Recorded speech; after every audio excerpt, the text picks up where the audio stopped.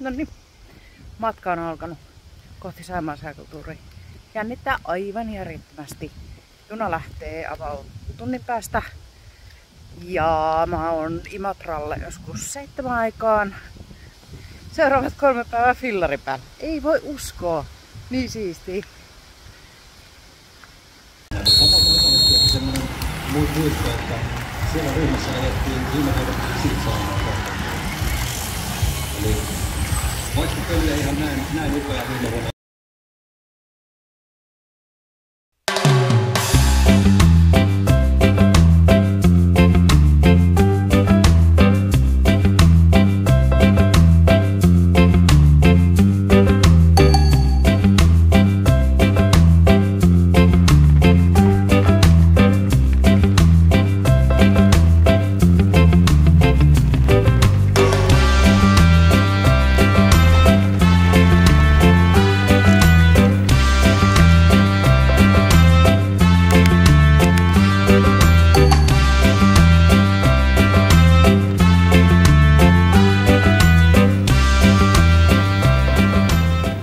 Tauko jossain 4063 varrella. Eilen tosiaan oli Saimaan Cycle Tour ja lähdin sieltä sitten ajamaan mökille Heinävedelle. Tänään olisi tarkoitus päästä tän setin kanssa Punkaharjulle asti. Katsotaan kuin käy.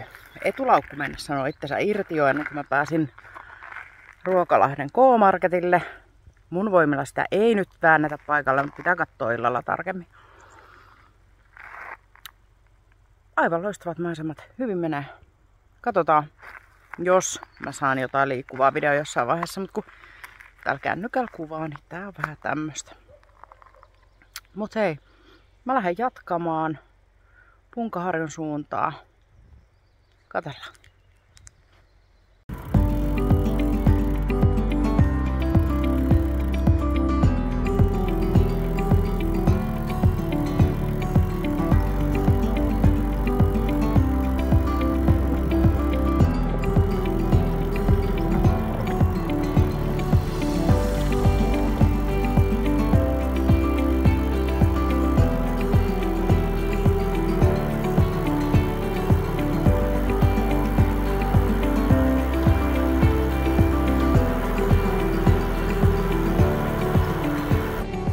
Kyllä täällä siis näitä nousuja riittää. Tiedä taas näyttääkö tää kameraa yhtään miltään. Mutta edessä on aikamoinen seinänousu. 5 kilsaa olisi safkalle. Siellä on kuollut pieni uravainen. Kuolleita kyitä on näkynyt ihan hirveästi täällä teidän varsilla. En oo ikinä nähnyt varmaan kyitä niin paljon. Aurinko lämmittää. Fillari tuntuu kulkevan hyvin. Ei edes oo nämä mäet ollut ongelma. Toistaiseksi.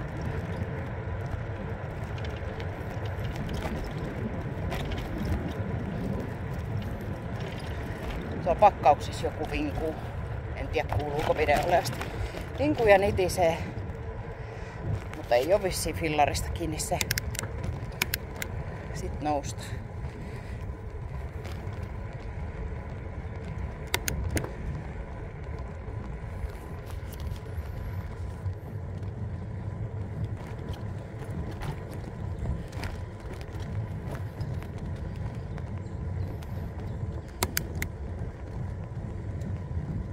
Hopitti kahvila pitäisi löytyä jostain tuolta nousujen takaa. Missä olisi tarkoitus syödä kunnon ruoka. Nyt on menty kaiken maailman patukoilla ja rusinoilla ja muilla tähän mennessä.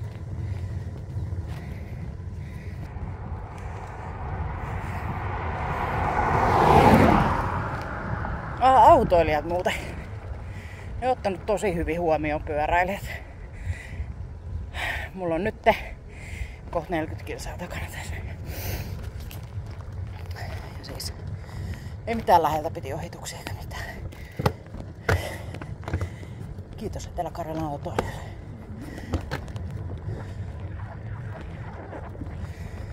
Noniin. Tää on aina jännittävää, että onko nousun jälkeen lasku vai kakkoshuippu vai pääseekö tasamaalle.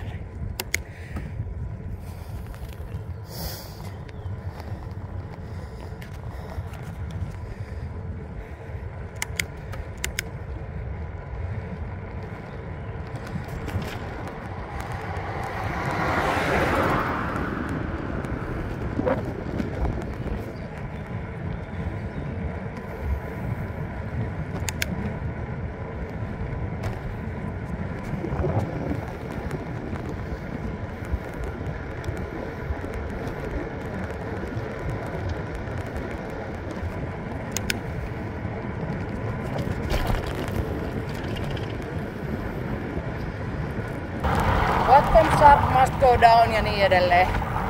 Tätähän tää ajelu täällä näin seudulla. Ja että maisemat on nättejä. Ja fillari kulkee hyvin. On tää kova homma. 26 kilsaa ois vielä tällä päivän jäljellä. Miettii, että eilen vedettiin Saimaa Cycle Tourilla 85,5 kilsaa Jaakon kierros tyhjällä pyörällä. No nyt mulla on pelkästään noissa sivulaukuissa 10 kiloa. Plus sit kaikki muu roipe päälle. Et kyllä tossa nyt varmaan se 13 kiloa on ylimääräistä painoa. Ja sitten siis eihän nämä tiet ole yhtään sen kevyempiä polkea. Aikamoista alamäkeä ja ylämäkeä. Bonuksena tietysti maisemat on nättejä. Täällä 4063 on suht vähän liikennettä. Nyt kun sanoin, niin tulee heti, sieltä tulee moottoripyörä. Noita moottorillisia pyöräilijöitä täällä näkee aika paljon. En ole nähnyt toista tämmöstä. Itekseen saa polkea. Autoilijoita tai jokunen. Mutta siis todella rauhallinen. Oli hyvä reittivalinta sikäli. Vähän tylsää metsäpätkää tuossa on ollut nyt pidemmän päälle, mutta sitten aina välähtää joku aivan ihana järvimaisema ja muu. Et kyllä jos on suunta Imatra Punkaharju, niin tätä voi suositella. Ja Hobitti-kahvilassa mieletön lounas. Todella hyvät setit. Limut ja kakut ja muut.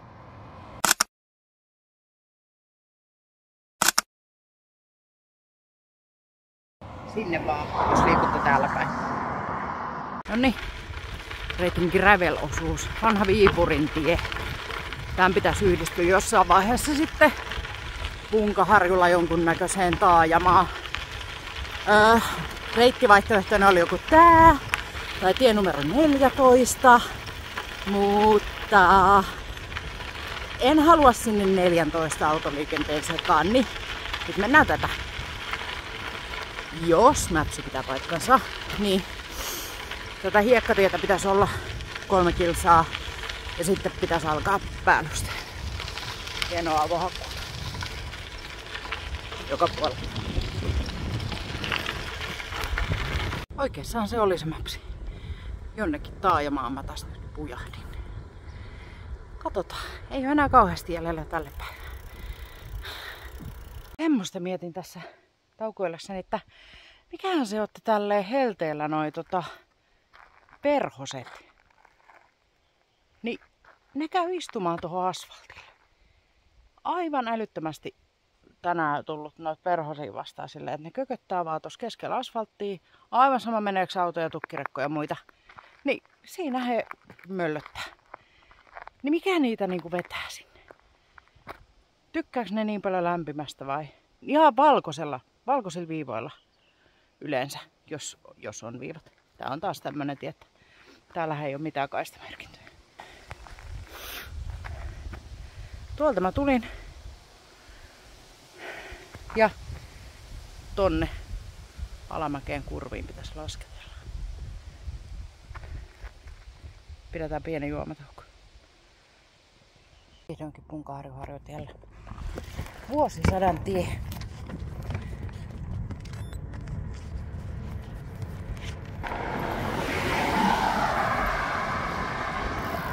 Tän takia näitä hullutuksia.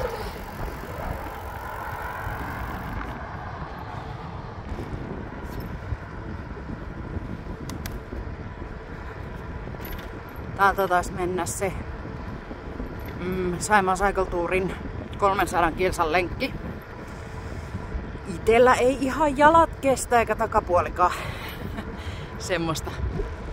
Joten tänä vuonna 85. Ensi vuonna ei kuulemma ole enää 85 kilsan lenkkiä.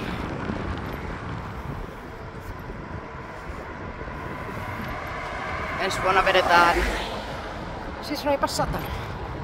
Tai ei ollenkaan. Katsotaan. Mutta nyt on nättiä.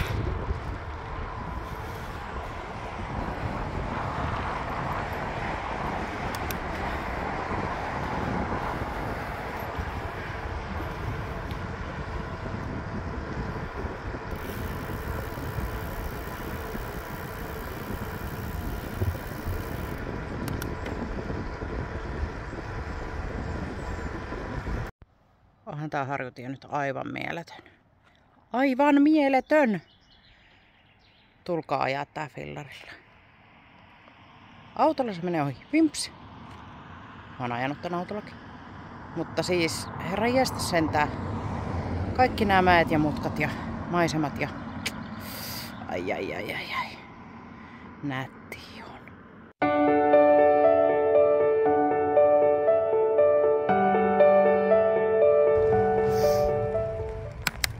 Mä lähdin joku aika sitten tuolta Punkaharjulta ajelemaan. Tällä päivää olisi 77 kilsaa noin suunnilleen. Niin ollaan mökillä Heinävedellä. Nyt mä menen aivan mielettömän kaunis tämmönen maisemareitti. Tie 71. Kulkee täällä maalaismaisemassa.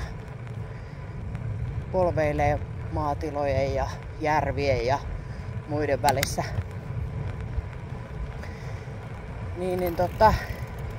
Tänään on vähän erilainen päivä. Sateen uhka koko ajan päällä. Tuossa vähän niinku ripotteli heti jo silloin kun mä lähdin. Laitoin sadesuojat kenkiin, koska se on kaikkein inhottavinta, jos kengät on märät. Kaikki muuhan on joka tapauksessa hiestä märkää, ihan sama. Jossain kohti toi sade kiihtyi vähän silleen, että kaivoin sadetakkiin päälle, kun ajattelin, että jos se sit pahenee, mutta ei, sittenhän se loppukin. Niin otin pois. Jäi tässä Kerimäelle muutama kilsa sieltä, jos sais aamuvaavit itelleen. Täällä huristellaan. Mahtava päivä taas tulossa.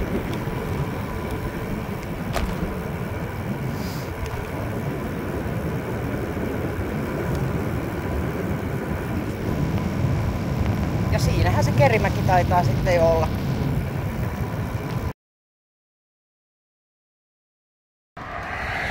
Tässä menee siis Kerimään jälkeen tässä 71 tiellä niin kevyen liikenteen väylä vieressä. Which is nice. Mutta tutum.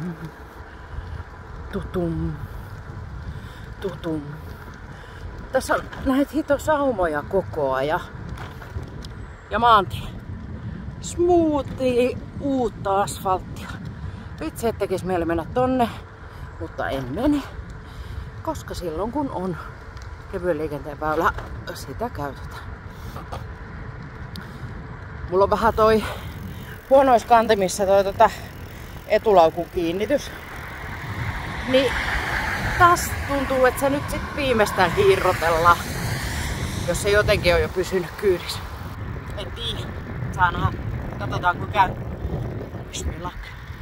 Pääsin mä sinne autotielle sit lopulta kun loppui se kelvi, mutta täytyy sanoa, että ei ollut kyllä mitään herkkua ton ajaminen. Siis sataisen rajoitus ja aika vilkkaasti liikennettä, mutta onneksi tää ei ollut kuin muutama kilsa. Tuolta kannoin mennä. Jos mä eilen kehuin Etelä-Karjalan autoilijoita, niin täytyy sanoa Etelä-Savon autoilijoille, että vähän vois pistää malttia. Et mä tiedän, että mä oon hidas, mutta ei tarvi kuitenkaan ihan niinku mitään kuolema-ohituksia tehdä. Vähän voi hiljentää. Nyt mä pääsin Savonrannan tielle 474. Ja jatketaan tonne päin. Pikkasen heitti tietysti vielä sadetta siinä pahimmoillaan, just kun oli kunnon liikennettä. Niin en viittinyt kaivaa sadetakkiin, mutta itse asiassa se loppui jo ennen kuin mä pääsin tähän, missä olisi niinku viittinyt pysähtyä. Ei mitään, seikkailu jatkuu. Täällä edessä pilvipeite repeilee, välillä jopa vilahtaa aurinko, mutta sitten, kattokaa mistä mä tuun. Aivan tummat pilvet. Mä ajan varmaan nyt tota sadetta karkuun siis tällä hetkellä, musta tuntuu. Savonranta. Ja lounastauko. Sitten toisena vähän vajaa 30 kilsaa perille.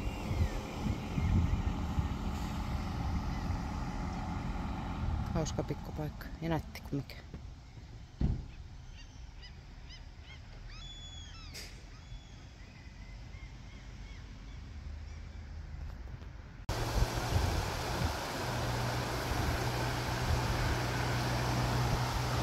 Mikähän tää on? Ei ollut missään kartassa. Tää tuli ihan yllätyksenä. Olisiko joku Vuokalakoski? Enpä tietää. Käsittääkseni toi on Vuokalajärvi. Savonrannassa ollaan. Tonne suuntaan on lähtö. 30 kilsaa matkaa jälleen.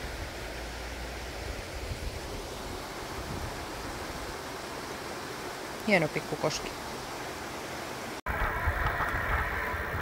Käännyin Savonrannasta kohti Leipämäkeä ja Pölläkkää. Niin tää voi sanoa, että tää on kyllä niinku maisematie. Menee täällä järvien rannassa. Ihanaa tämmöstä mäkistä mutkasta kumpuilevaa tietä. Okei, mä tiedän, että Leipämäessä ja Pölläkällä on ne pahimmat nousut vielä jäljellä, mutta aivan loistava tie. Noniin, siitä alkaa nousu. Ei varmaan näytä videolla miltään, mutta tommosia ihania valehuippujen jälkeen edessä. Toisella puolella ihanasti järvi kimmeltää, mutta nyt noustaan.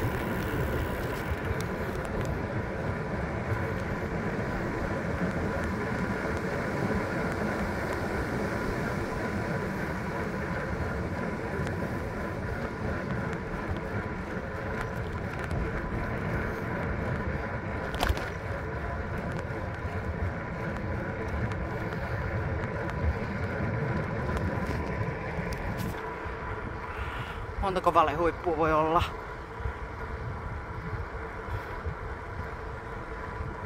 Onneksi tää ei oo kauhean jyrkkä.